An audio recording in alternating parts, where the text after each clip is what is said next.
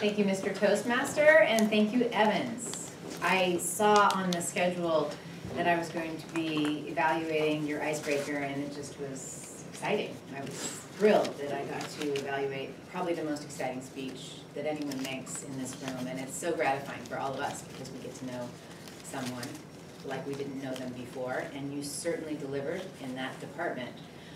I would have to conspire with others in this room to come up with room for improvement, and I'm not normally like that. So I'm just going to skip the room for improvement, which doesn't mean there isn't room for improvement, because we can all improve, and that's what's wonderful about this manual, is it takes you through the stages of improvement and gives you activities each project to practice different areas of improving your public speaking skills. So you will improve no matter what, but I'm just going to focus on the positive, and it's an icebreaker, so why not? There's so much positive to say about your speech. I noticed right away when you got up here that you had no notes, and I was like, wow.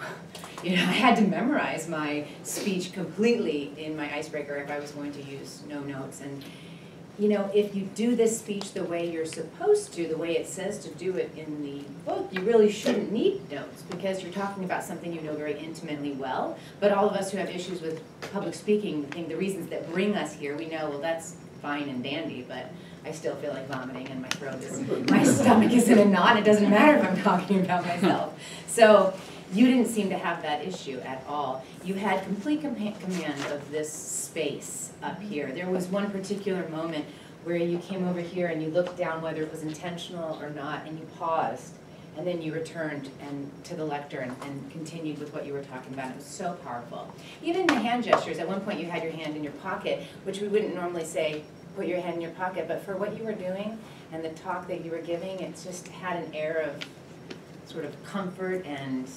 it made it very receptible for all of us. It was something that was done really well. It was touching, it was heartfelt. You used a question.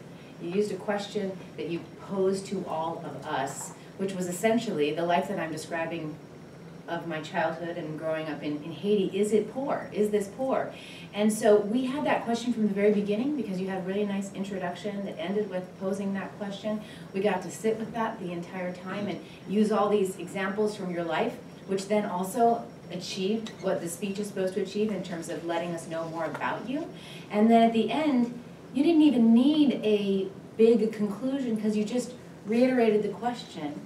And we were all able to have our own personal conclusion with your speech, answering the question for ourselves. And so it was really, really powerfully and masterfully done.